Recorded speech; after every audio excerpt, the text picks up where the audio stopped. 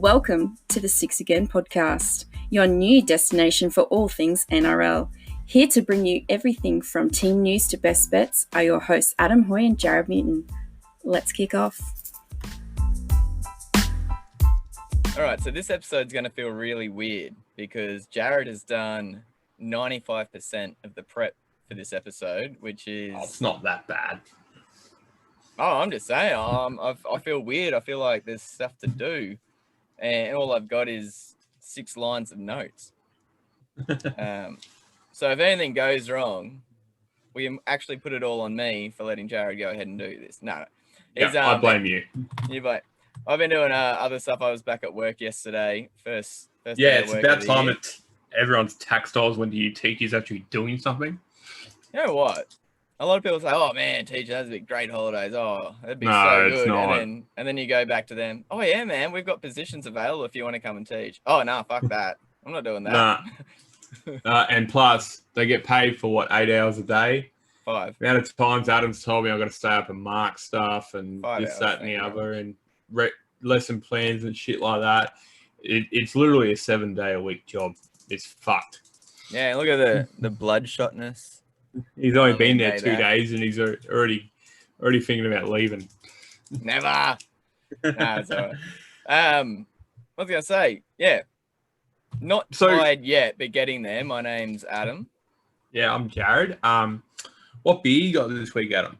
I have got one of my favorite beers of, I'm gonna say last year, or it might have been the start of this year. I can't quite remember when it came out, but it's a collaboration between Bolter Brewing out of the Gold Coast and Garage Project out of New Zealand.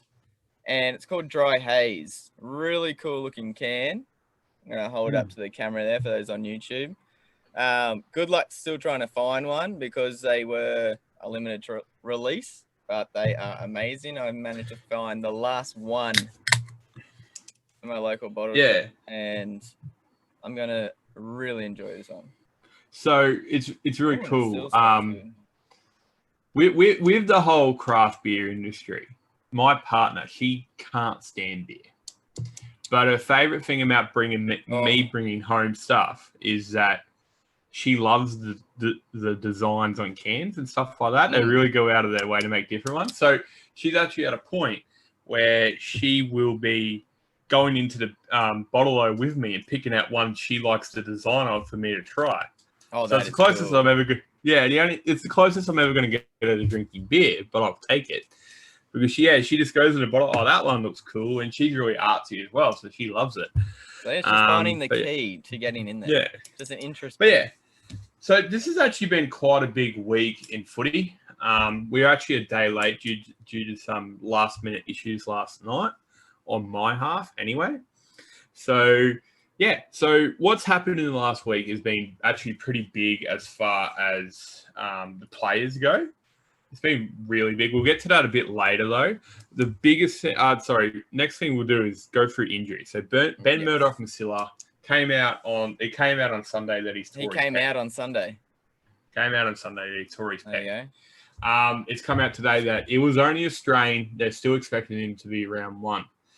Anyone doesn't know Ben Murdoch-Masila, he was a Tigers junior, went over to England, played for a few years. Now he's come back as a star recruit alongside Adam Finnell-Blake at the Warriors. So everyone's actually really looking forward to him playing, seeing him play, Adam actually came up with a thing just before the podcast saying that even though he's a front rower, middle player, he's actually been training exclusively, what did you say, on the left edge for the Warriors? All Nathan Brown said is he's been training exclusively on the edge, which is where he's played for the last 5 years over in Salford and Warrington. But before leaving over there, he shifted between prop and back row over here. But he looks fit.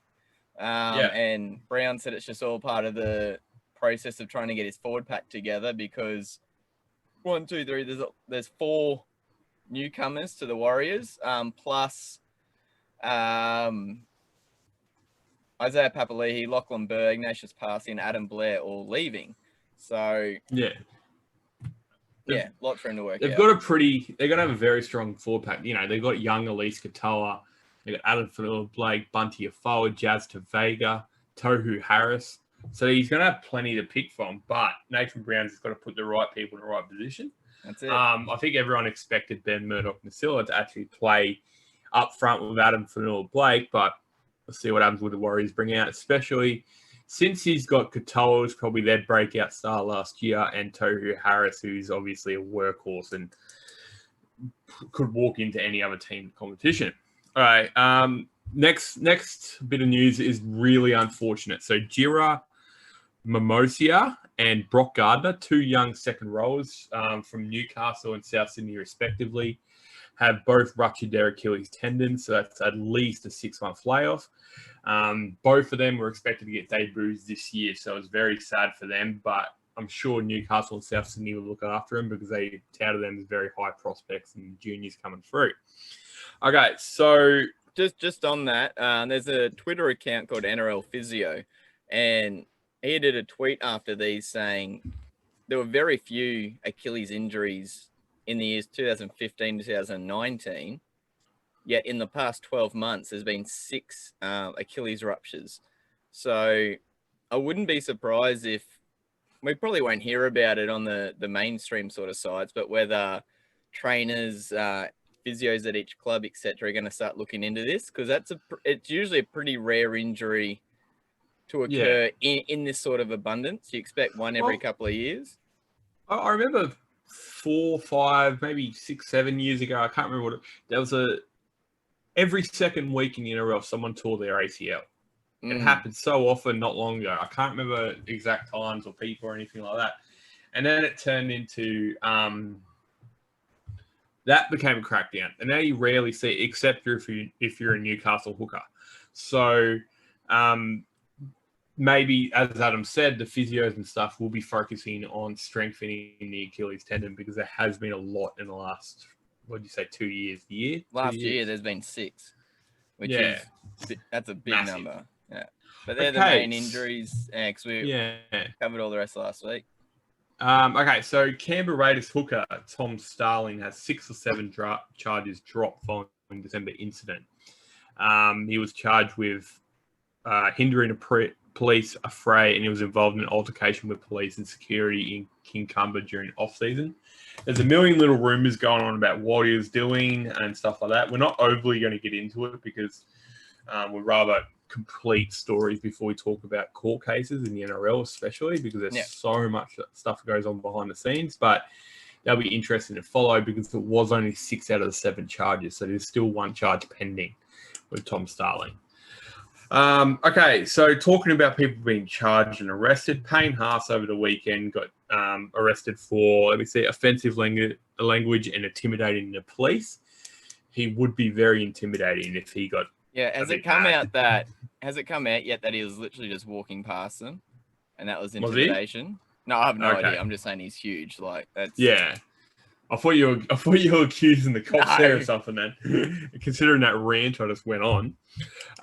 So he's got charges. I think it's next week at Tweedhead's court, and that'll be interesting to follow. Alex Glenn has come out. His captain said that he's tipping him to bounce back. If this was the only case of this kind of stuff, you kind of sleep and go, okay, idiot, pull your head in, keep going. But there's a second in 3 years because if everyone remembers, he got done for punching someone. I think he was over at, where was it? Some Bali or something like that. I can't remember, a couple of years ago. Wasn't that Dave Fafita? I know Payne Haas got in trouble a few. Yeah, it might have been Fafita, but I know Payne Haas did get in trouble a few years ago. Okay, so moving on. Kevin Walters in a new position. That's just another pain in the ass for him, eh? Yeah, so there is actually video going around of the Broncos players training at a beach in Bali on the weekend, and the spectators were not amused because they were doing a proper training session, and essentially the videos just shows them fucking around. There's supposed to be a legitimate fitness thing, and it was just fucking around the whole time. So follow what happens on the Broncos going forward. Staying with the Broncos, Alex Glenn is actually getting a testimonial game, which, if no one remembers what that is, it's a event they hold for players who only play for one club throughout their career. They get a percentage of the ticket takes and yada, yada, yada. They get paid a bit of money, essentially.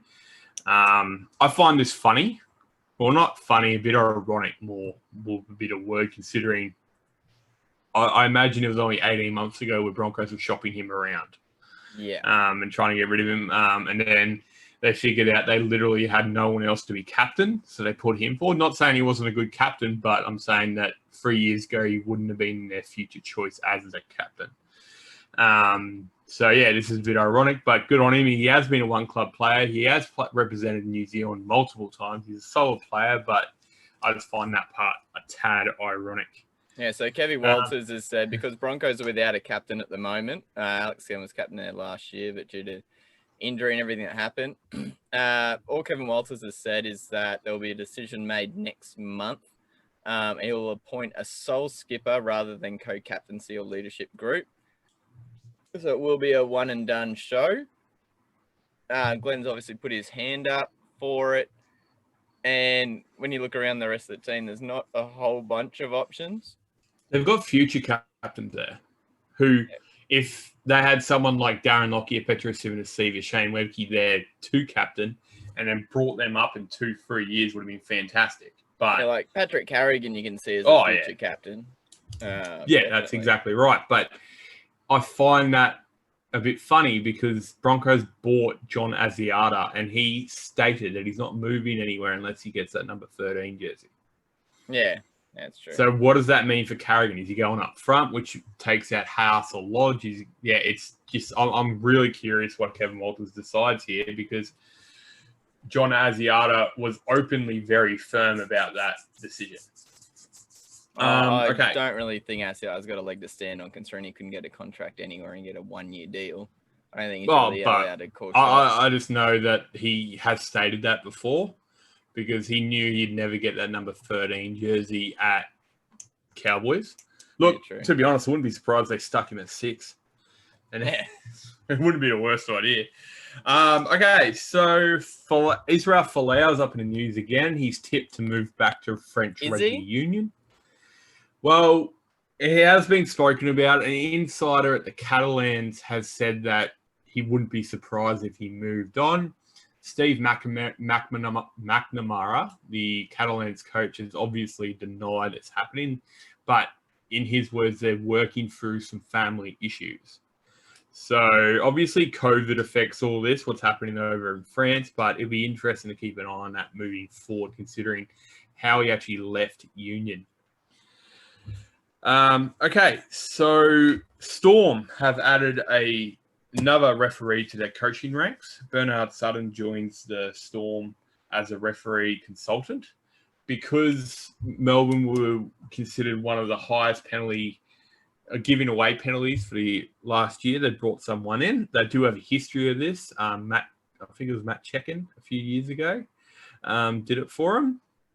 If anyone doesn't remember Matt Checken, just Google Andrew Johns and Matt Checken, or Andrew Johns and yelling at a touch judge actually back then. Yeah.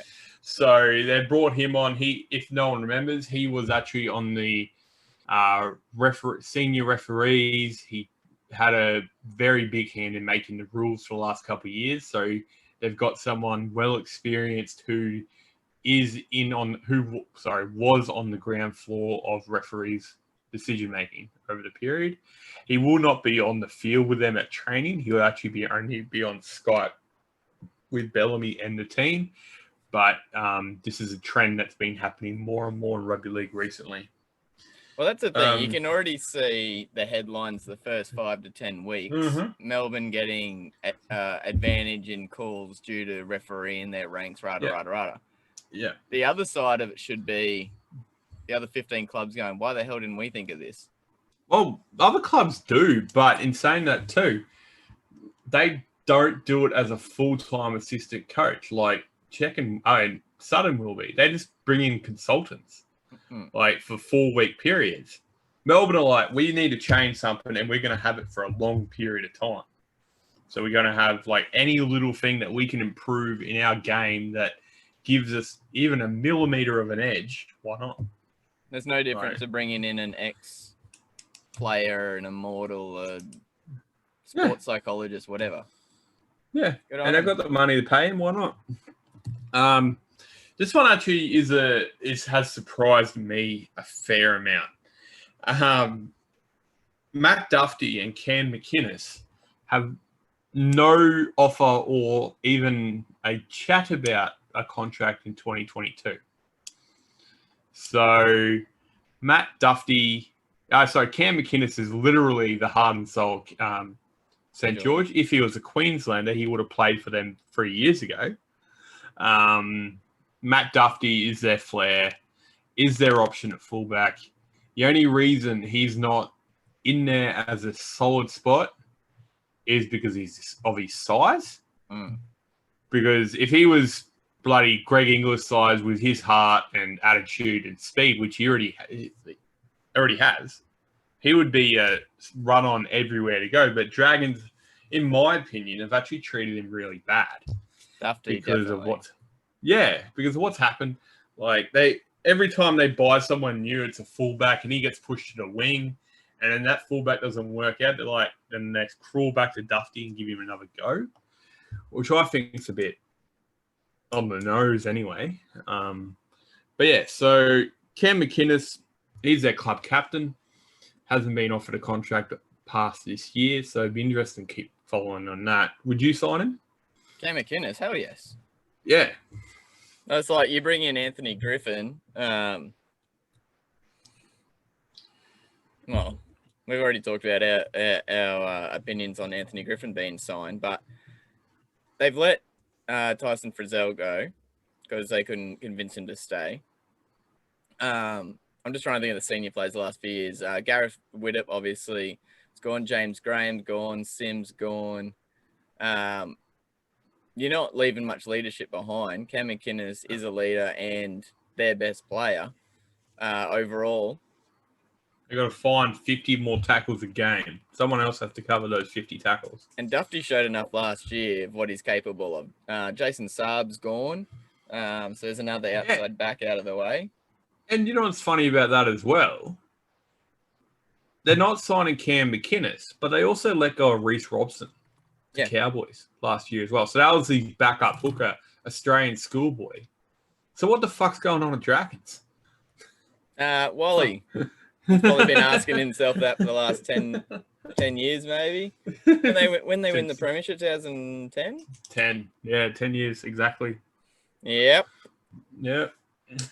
That'd be interesting asking that. And if they let one of them go, they're kidding themselves with their recruitment. If they keep Corey Norman over any of them, cut it out right there. I don't agree with that at all. Like, whew, that's painful. So I wouldn't take Duffy only because we've got Tom Trbojevic, and Duffy would be there as even if you put him at 14, like he just come on the field. Nah. He's an out-and-out fullback. Wait. He would play more games than Tom Trbojevic. Yeah, he probably would. I'm thinking that, but I'm thinking of clubs that would be able to take him and slot him straight into fullback. Like Cowboys would be an option and put Holmes on the wing. Broncos would be an option. Look, I'd give it Newcastle. I would have him at 14 and just come on and cause havoc when he can. Like, I would love that. Get rid of Kurt, man. And then we'll put Duffy in there. Connor Watson at 6. I'd be happy with that. Jaden Brayley at 9. Yeah, you can take that. Yeah, I'd take that. Good luck with it.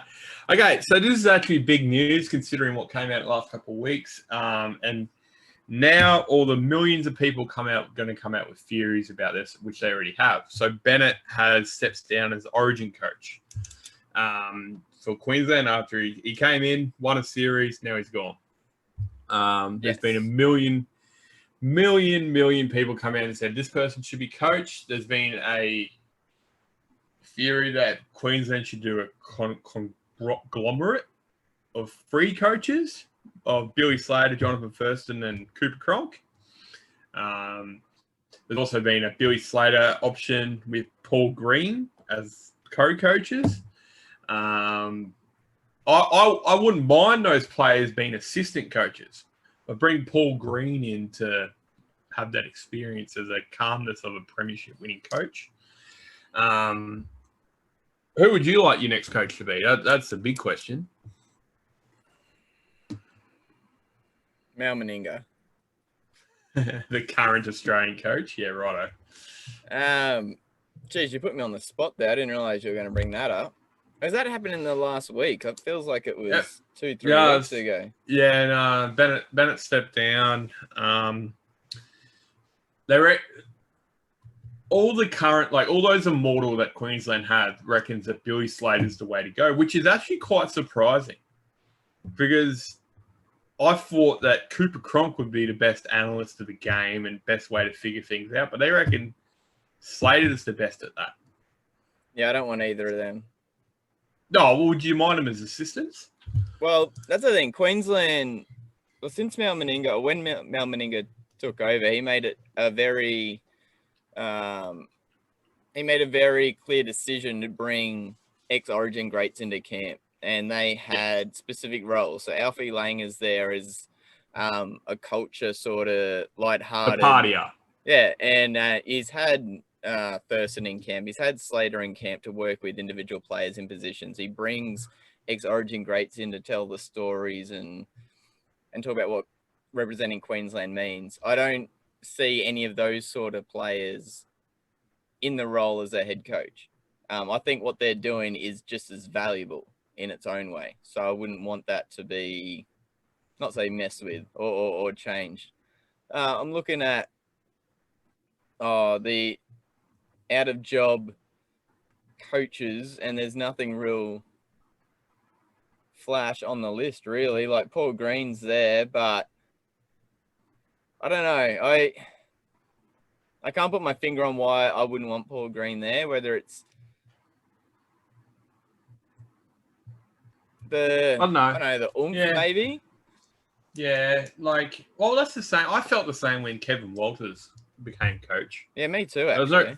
There was no oomph there for me, and he did. I think he lost 2 series, and the question is, could he have done what if Walters was coach, would Queensland have won? What do you reckon?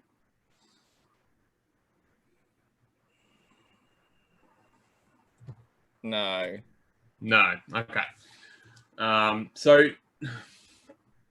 the Queensland are known. So this year proved, even if they don't have the, as Adam called it, the oomph there, they can still win. So, Queensland didn't have the team that should have beat New South Wales, but they still did. And I wouldn't be surprised if the next coach came in and just surprised everyone. That's what Queensland are known to do. And could pull someone out of nowhere, really. Bring the Walker brothers on as coaches for Queensland. See how that goes. Go for it. How exciting that fucking would be. I'd be more keen on seeing them in an NRL gig before I saw them in an Origin straight up. But, yeah, I don't know. I think it's a tough one. I could see the point of Wayne Bennett for the last season. I could also see his reasons why he's not going to be there for this season. So last year at the Rabbitohs, he obviously wants to win a premiership with them before he hands the reins over. I don't know where he's going to go after that. He might come back next season because he won't have an NRL. Well, he doesn't have an NRL gig as it stands. Look, he's going to have an NRL gig. Someone's going to throw him something. But that's surprising because throughout the whole thing, he's always said he could juggle. True. He has said that, and then that kind of came out of the blue for me that he's stepping down. It was very... You say he's going to get an NRL gig somewhere. I reckon he will. He's out of contract at the end of this season, Jason Demetriou. Yeah. He's going to take over at South Sydney. So the NRL coach is off contract this season. Craig Bellamy. New South Wales. Yeah, I know, but I'm saying, looking at where Wayne Bennett's going to go, is he going to go to Melbourne? No. Don't think so. Wayne Bennett is off contract. Des Hasler's off contract. But you guys will re-sign him. And John Morris at the Sharks. That's it. They're the only coaches off contract. Okay. I just want to throw something out. When the coach's contract meant anything? It's the same as a player's contract. I know, but coaches' ones they have to pay out.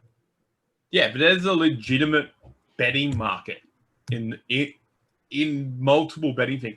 Which coach is going to get fired first? Oh, yeah. You can bet, like, it is.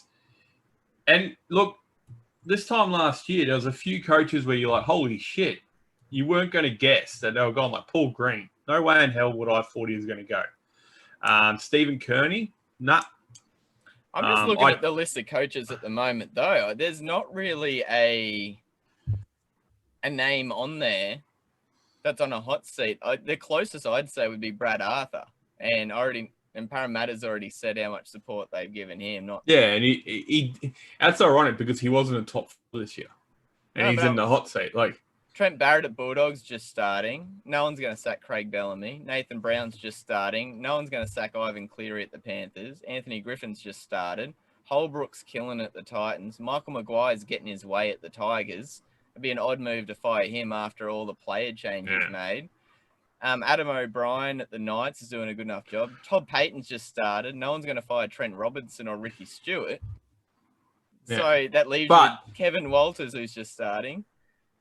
It's a pretty solid list. We could have said that last year, though. And what we lose for minus Paul McGregor, okay? I think we lost. Yeah, I would have said that. I think it's a pretty solid list.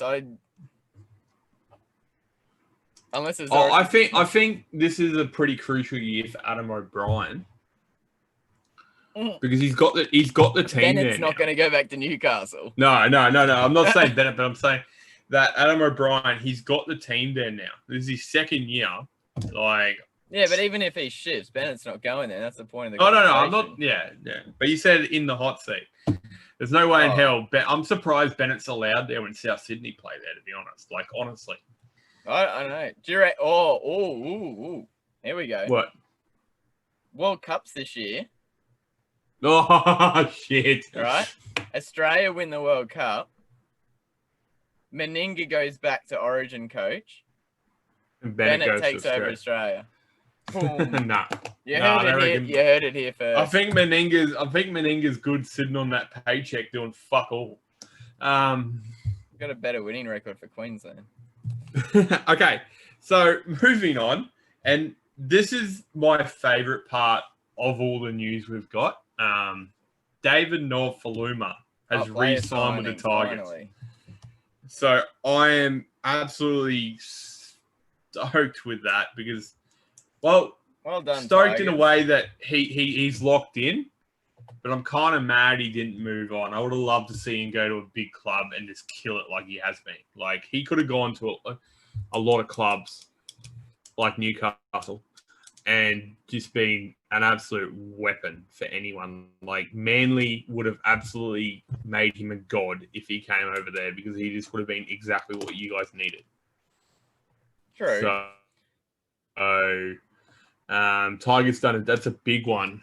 Another one that's not so much gone under the radar, but do you want to go? It's there anyway. Jarrod Mullen. Oh, yeah. Sorry about that. Yeah. Jarrod Mullen has signed with the Sunshine Coast Falcons. Firstly, what are your thoughts on this? I didn't even know about it till you told me beforehand. We live on the sunny coast. Okay. Yeah, so... I don't really understand it, considering it's a Melbourne Storm feeder club. And you look at the list of players that have come out of there in the last couple of years that have made their breakthroughs with the Storm.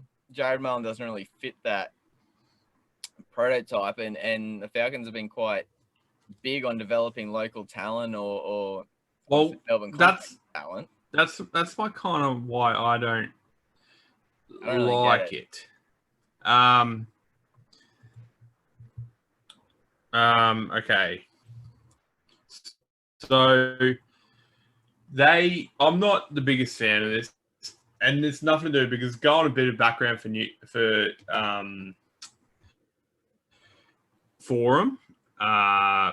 Jarrod Mullen, sorry. They have been he debuted just before Andrew Johns retired for Newcastle. Was the heir apparent at Newcastle. I think he played Origin at 19. That stunted him because he wasn't ready for it, 100%. And then he kind of floundered for a few years, had moments of absolute brilliance. He's a short, stocky player. He's very strong for his size at a halfback 5'8". He was there when Newcastle were really struggling, and then he got done for drugs. I think it was recreational, wasn't it? Yeah. I don't think it was pretty hardcore. Yeah. And then he got a 5-year ban. 5-year ban ends this year. He stated halfway through last year he wants to come back to the NRL. This is a stepping stone for him. On the back of that, Falcons Falcons were originally aligned with the Sea Eagles. They won a premiership in their first year. And they had Tony Williams was their 5'8". Yeah, and he scored like 5 tries in the grand final. He did not. And then they folded because they were aligned with Manly. And then they came back as the Falcons. They focused solely with no feeder club at all, of only local talent. They came last every single year. And then Melbourne joined in, and they've been a powerhouse. But I don't remember, other than Tino Famasuli, any other Sunshine Coast local products who've come through that system. It might be one or two.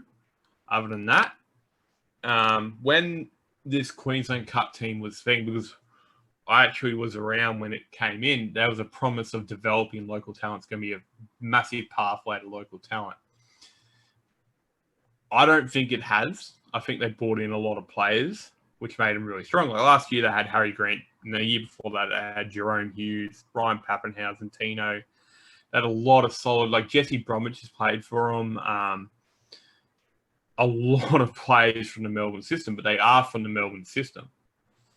So I'm not 100% fan of the fact they've signed a 32-year-old coming off a suspension when they're supposed to be promising to develop local talent. That's not on Melbourne. That would be on the Sunshine Coast. That's my point. That's on the Falcons.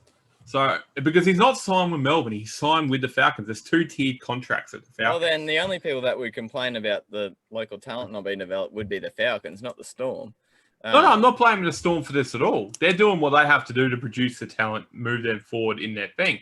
I'm blaming the Falcons on the fact that there was a lot of money poured into them to get them up and going. Well, this is their decision. Who cares?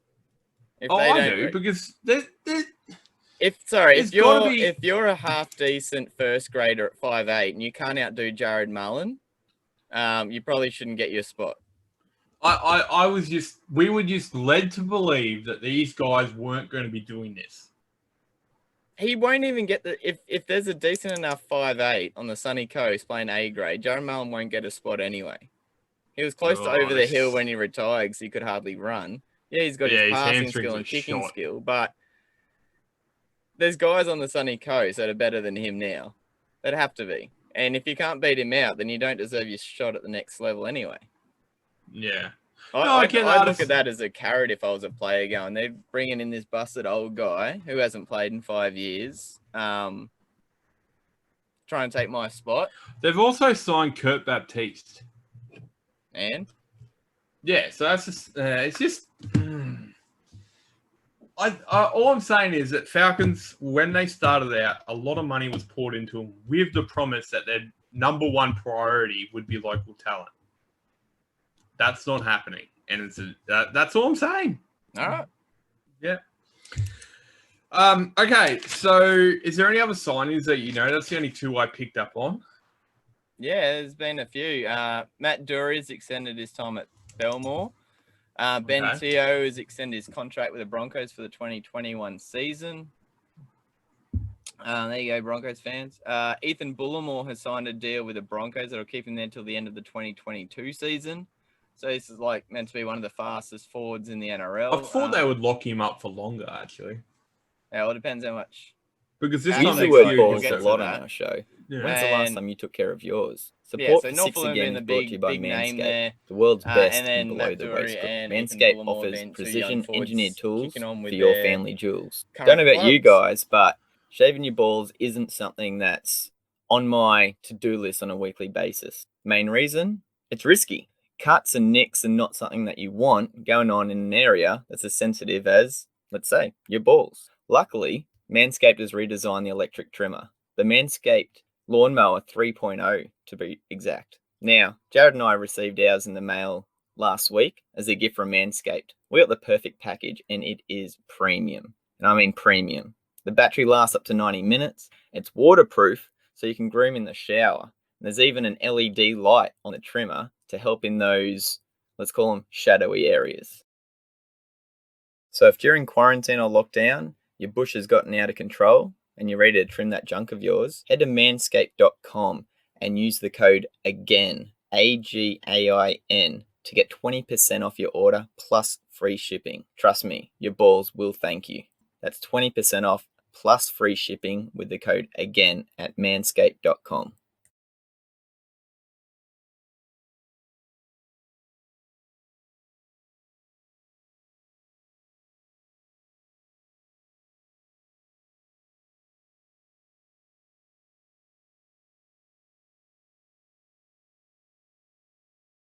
Are we going to NRLPA? All right, so this is the biggest one, and Adam's going to take it ahead because he understands this kind of stuff better than I do. So yeah, take it away about the 6% pay cut. Is that right? Yes. So NRL's in a different position to a lot of sports around the world in that it was the first professional sporting league to get back up and running after the COVID pandemic started taking a hit on sports all around the world. NRL was the first to implement the bubble, all that sort of stuff. Now, over the past 6 months, the head of the NRL Players Association, Clint Newton, has been in conversations with the NRL with regards to how they're going to secure financial security for not only the game, but for the players.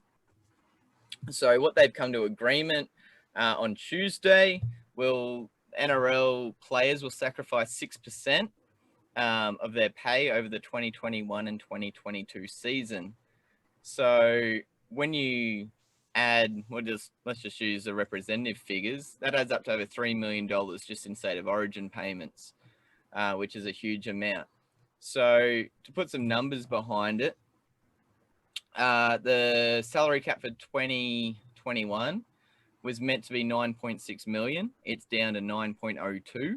That's quite a big drop. And for 2022, it's down to 9.11 million from 9.7. So if you're looking at that, that's pretty much a above level player. Yeah, an above level player, 500, 600 grand player each club would be missing out on. So, and they're the exact players this is going to hit. This is going to save just under $19 million over the next 2 seasons in player wages.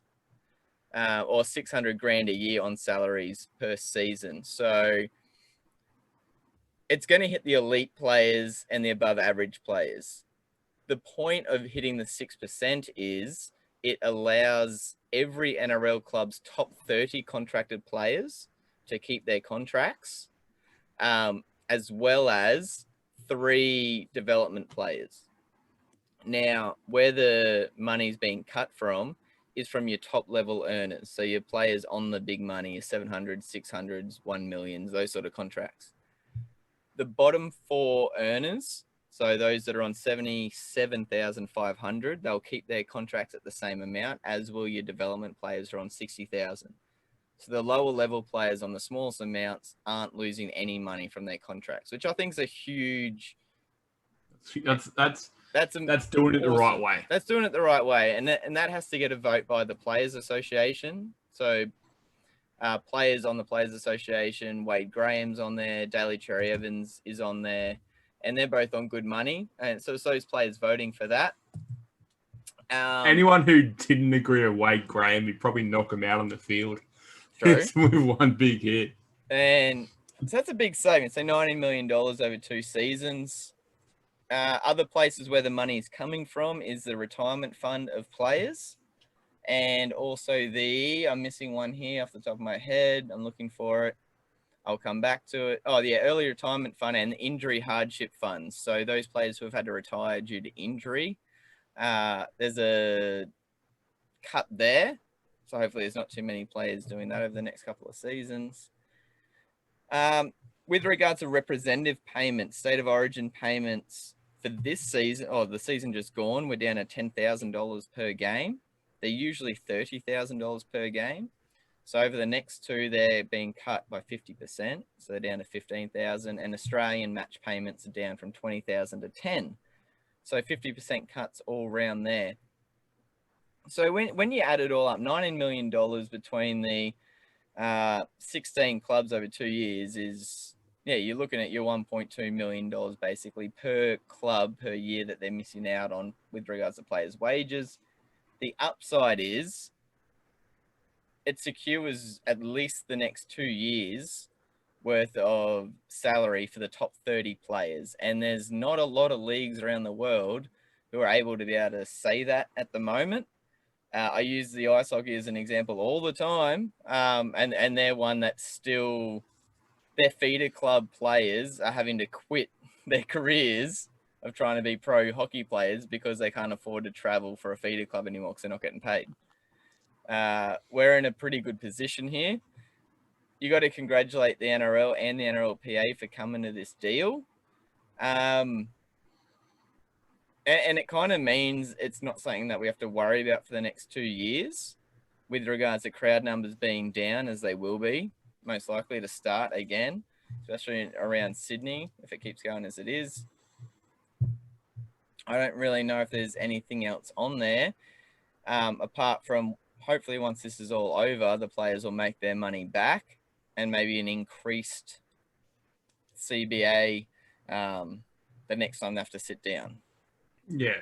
I really hope all the players got involved in this and all agreed to it. I hope there wasn't any blowback from anyone because, as Adam said... If there was, it won't come out. Yeah, but as Adam said, this is all about the guys who are earning minimum, well, not minimum wage, but $78,000, the minimum NRL wage. This is all about them to survive, really, and to keep their careers going.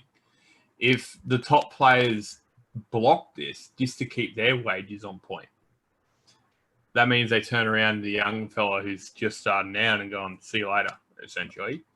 But that's also the other edge of that sword is,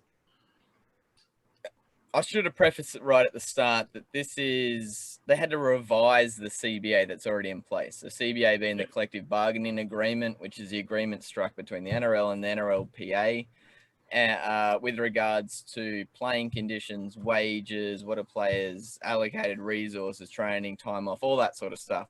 To go in and revise a CBA during it has to be signed off by both sides. The NRL can't just go, oh, by the way, we want to change this. The NRLPA, which is the right way to do it. Yeah, the NRLPA could be like, all right, if you want to change that, even though it's already under agreement, we'll let you do that, but we want this, this, and this the next time we have an agreement. Yeah. And you can start wagering back and forth. And a lot of the American sports get in trouble doing that because a lot of the Players Association and the leagues don't get along. Whereas the NRL and the NRLPA over the last few years, I really think since Clint Newton's taken over, have been really good with regards to how they've worked with each other. Yeah. CBAs in some of the state sports will be like, look, we're doing pretty bad this year, but if you sign off on this amount this year, over the next 5 years, it will build back up and you'll get even more then. If you're a veteran player with a season to go, they're like, hell no. Yeah. They don't care about the young guys coming in. They're like, no, I want my money now. Whereas this is it took 6 months worth of meetings and et cetera, as you'd expect it would, but it's a really good outcome all around. So yeah, that's I hope it works out. I hope in a couple of years NRL are financially better. And I think again, this feels like it has Volandi's fingerprints all over it again. Because he was part of it. Yeah, well, there hasn't been any debate in the media about it. It's just got done, which I really like because you look over the last 10, 15 years in the NRL, when something like this does come up, it's just blown out of proportion by everyone having their opinion in the media. And then the media running and coming their own theories. 4,000 articles about it every 3 days. And then it keeps going and going and going. So I really like how this has been done.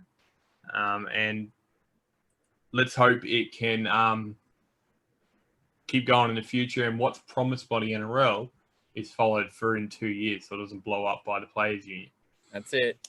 That's pretty much the end of our news that we had planned. Jarrod's got a little activity for us to do.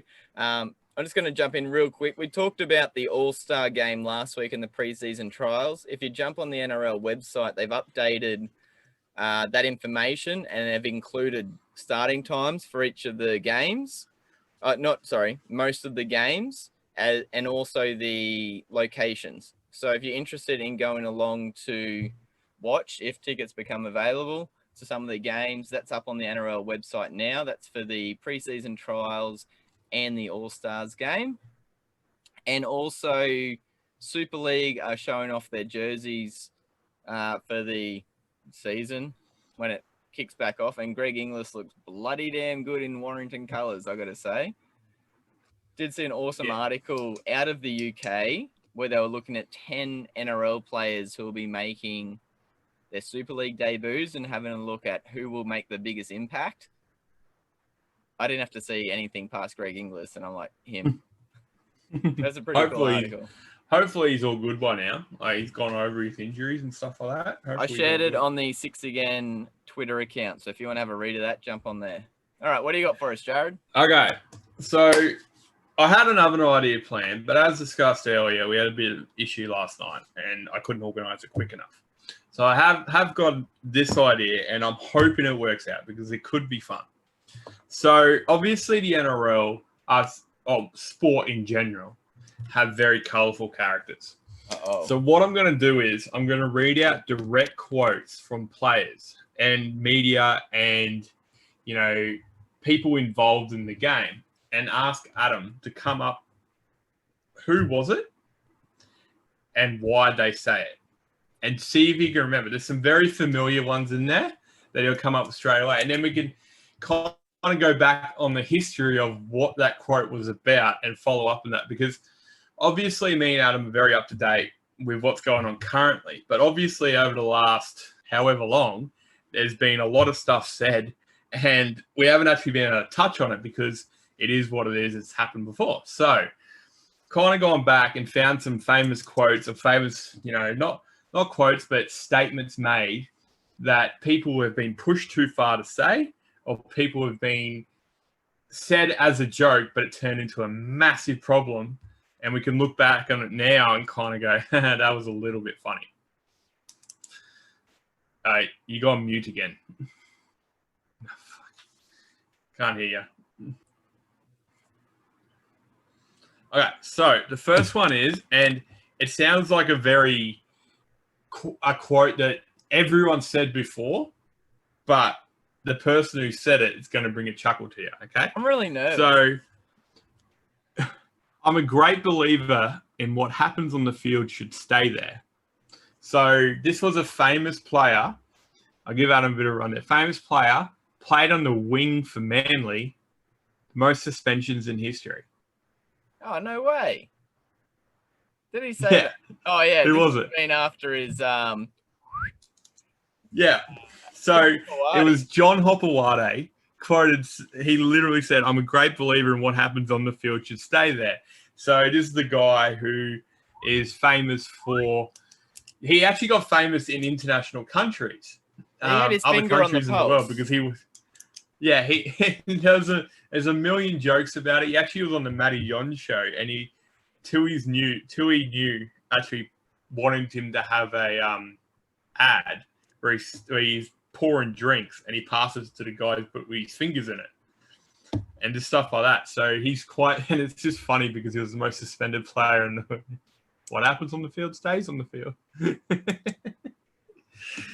Wow. Okay, next one. That makes and this so one was sense. Really controversial when it came out. Right. And by no way we condone what happened here, okay? St. George won 11 premierships with one raper. Imagine how Canterbury will go with 13. Oh, man. Do So this is obviously after the Bulldogs incident in Coffs Harbour. Yeah. Do you remember who said it? Is it going to be? It's got to be a journalist. Nah. Oh, okay. Nah. Oh. No, he would have still been playing. Legend of the TV game. show? Nah.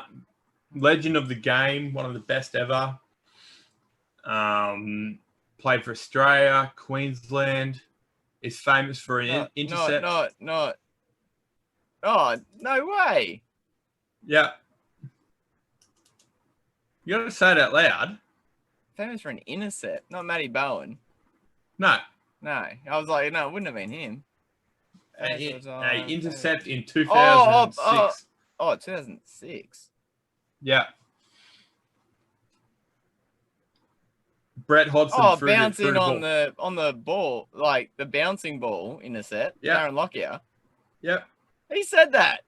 Yep, he said that. Oh. He quoted that. It was at a comedy. It was like a function night. I remember the actual video of it, and because of the Coffs Harbour thing, this kind of blew up so far. He actually had to formally apologise for it. Wow. Yeah. So, like I said, there's a few controversial ones in there, but it's pretty good. Okay, next one. This one's pretty obvious. I'm gonna say I'm 1 for 2. Yeah. Okay. I've had a gutful. I've been sitting here for 4 weeks and feeling like a punching bag. It's not acceptable and it's not fair. He's been ringing up the South boys and then tell his press conference he hasn't spoken to anyone. This is absolute bullshit. I'm sick of Wayne carrying on.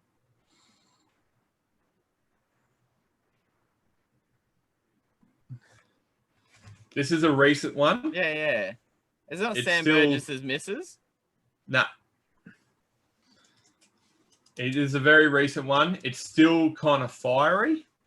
But the guy who said it is not in a position anymore to say anything, really. He's actually signed on with the Newcastle Knights. Not from South. No, it was Anthony Seibold talking about Wayne Bennett poaching South Sydney players. Coming over. So he actually came out and said that. He got to a point where he actually, and I quote, "This is absolute bullshit. I'm sick of Wayne carrying on like this." And this was at the start of the season, he said this. This is the start of Bronco season? Yeah. Far the start, no, start of when they were I think it's 2 years ago, before they swapped. Yeah.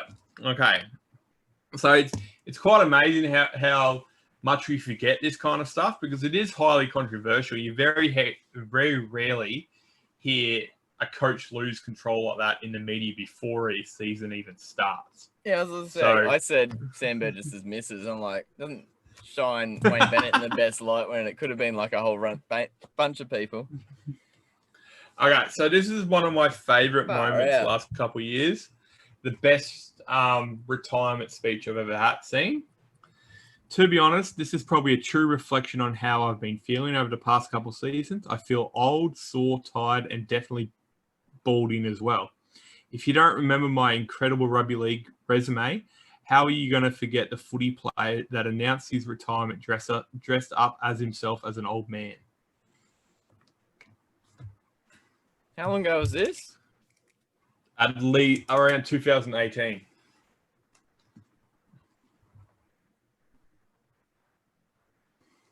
It's an old man.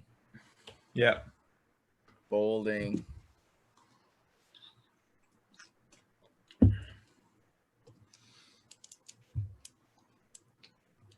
you give me a club? Broncos. One of the biggest characters in the NRL. Oh, Sam Thaiday. Yeah, Sam Thaiday. So, if everyone doesn't remember, a couple of years he got ago, his Sam face Thaiday, all done up with the makeup. Yeah, he wore makeup and he wore a mask on his not a mask over his head, like a head covering, and he went to an old person's home and retired. Yeah. Announced his retirement. It was one of the best retirements in history. because he actually made an event of it and made a joke of it. It wasn't like a big Fox Sports thing. He just kind of sat around. The old people were actually having lunch behind him when he did it. I don't think they even knew what was going on. It was great. Okay. Here's another one. Okay, so this is one of a coach who had a very successful year, but it didn't work out for him. A draw is like watching your mother-in-law drive off a cliff in your new car. It's mixed feelings. And this is like what he said. Ricky Stewart would say. No, someone just as mad, actually. This happened in 2001 after a pretty massive draw at the end of the season. And then his team went on a really strong run, but ultimately lost when it mattered. What, grand final? 2001. Yeah. Oh, that was that the Parramatta Knights grand final? Yeah. Brian Elliott? Brian Smith. Brian Smith, that's what I meant. Yeah, Brian Elliott. Brian Elliott. So yeah, he it was just a good little thing to say that Okay. And this one's Adam's going to get straight away, but this is one of my favorite quotes in NRL history. I'm going to give myself a half for that one. I'm 2.5 out of 5. The reality is when Wayne come to town, if he fought with his big head rather than his little head, Brown. I wouldn't have had to rebuild the joint. That's a Nathan Brown comment right there. Yeah. So background on that, Newcastle signed, Nathan Tinkler bought Newcastle. He signed all these people, including Wayne Bennett. Wayne Bennett ran off with the secretary of the NRL, divorced his wife, married her, and Nathan Brown came in, and it took him 4 years to recover from it. And Wayne Bennett I can't remember what Wayne Bennett took a shot at Nathan Brown about, but Nathan Brown came back with that, and it turned into that. He said that in a press conference, and I think it was just like no one even disagreed with it. Everyone just lauded him for that comment. It was just fantastic. Oh, it was brilliant. Nathan Brown lost about 12 games in a row at the end of his tether. And was sick of everyone's shit. Okay. Good. All right. So this is I don't know how Adam will get this one. It's a very old quote, but it kind of reflects what's going on today. The use of video evidence is not always conclusive, but sure beats the memory bank of most idiotic witnesses. So did you hear that properly? Yeah. I don't think Adam will get this one. Sounds like, is this a media type? Nah. Coach. Yeah. And he's compared. He's up in the same league as Wayne Bennett, Craig Bellamy, and Trent Robinson. People say he's better, but genuinely the older generation say he's better. Warren Ryan? One of the best coaches in NRL history. Gibson? Yeah. No, he was he even around with video evidence? Like, that's the point. He said that in the 80s. Oh, wow. And yeah, it's a cool quote. And he's got two more here that I'm going to read out. I thought you were going to say played strong, done good. There's nothing in the contract that says a football coach has to be sane or a good loser. That's another thing he said. And his another one famous was, there's always free cheese in a mousetrap. So that's how he talked about. That's how he said what coaching was like. Yeah. Like it seems pretty good, but it's a mousetrap. Another one that he's talking about Eddinghausen. That guy is so quick he can switch off the light and get into bed before the room is dark. Yeah, that was a Muhammad Ali quote. Was it? Okay. Yeah. And one more for him, and this is what started the whole porch light. Waiting for Cronulla to win a premiership is like leaving the porch lamp on for Harold Holt. Yes. One of my other favourite quotes is, we had a strong team on paper. Unfortunately, the game was played on grass. Okay. So this is the final one, and it's not rugby league, but it's my favourite. On 3 out of 6. It's my favourite one so far. Okay. So this was a particular famous sportsman. It's reported that this player was once having a drink in an Australian hotel. At a nearby table, a group of young ladies were celebrating some occasion. Eventually, one of the girls came over and asked him, "You're that player, aren't you?" "Yes, ma'am," he replied. "We've noticed how tall you are and what big hands, big feet, long arms and legs you've got. What we're dying to know is everything else in proportion?" Baby, he if replied, it was in proportion, I'd be 10'2". I'd be 8'10". Damn it. Joel Garner. Joel Garner. So, yeah, obviously one of the most famous West Indian cricket players. And he was about 7'8". Oh, it's brilliant. And he was fierce. He had the big, deep Jamaican accent. Yeah. And I think he had a good night that night. Oh yeah. It was it's funny that you brought up quotes. That was really cool. I'm gonna give myself a point for that one. So that gives me I was at 3 out of 6, so 4 out of 7. Yeah, I'll take that. That's over a pass mark. So I've got a few other games lined up, but because I had to do this quickly, I thought I'd come up with that one. And it just kind of represents, the history of rugby league that everyone seems to forget a lot. Yeah. All the controversies that come up that if, the Wayne Bennett, Nathan Brown thing, or, back in 2001 about Brian Smith quoting that, we would have sat here talking about an hour. It's better than Lego. Better than Lego. But we would have sat there talking about an hour, the controversies on these, but it seems like rugby league only remember what's going on now. They don't remember all the great stuff that's happened over the years. Because everyone's been hitting their head too much. Yeah. But it's fun to... I'm not going to condone this, but it got a reaction out of me because I was actually watching this press conference live. It was after an NHL game this week. Two teams I don't enjoy that much. It was the only one on at the time. And the two players were sitting there in the press conference, and both of them had really good games. One of the guys had scored a hat trick. The other guy had set 2 of those goals up. So he'd had a good game and the team had won. And the guy who had given the assist got asked the first question by a reporter. And the question was, how does it feel playing in the stadium without any fans? And I was like, oh, that's a legit question. And the reply was, he was rubbing his face going, "Doesn't matter what I say, Mike. You're going to write fucking shit every time."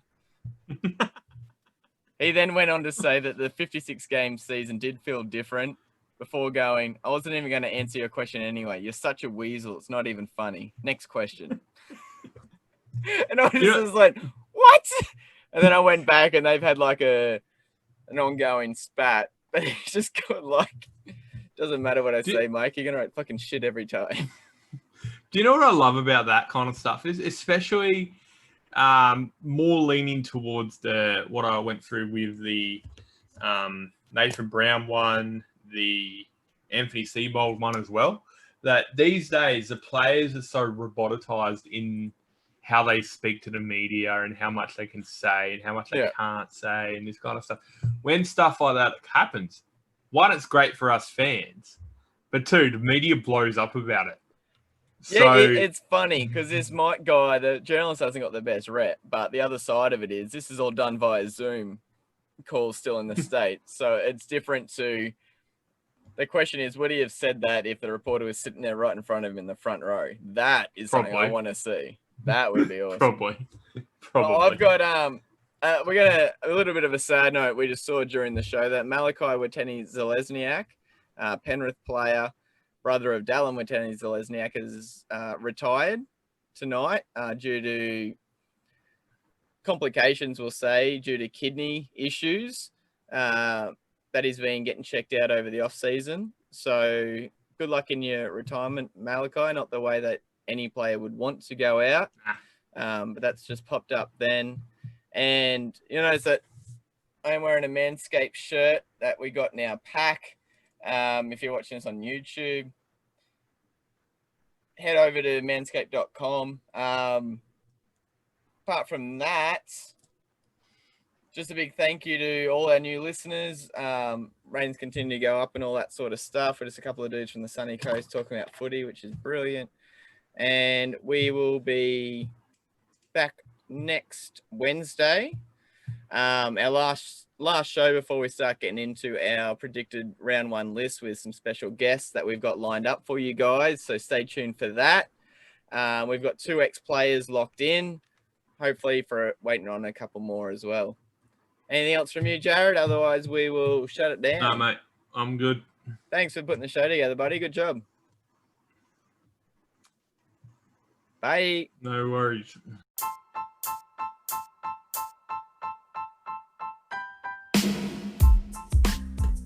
Thank you for tuning in to 6 Again. Connect with the show on Twitter, Instagram, and the 6 Again website. All links via the show's bio. Be sure to check out Adam's craft beer choice of the week.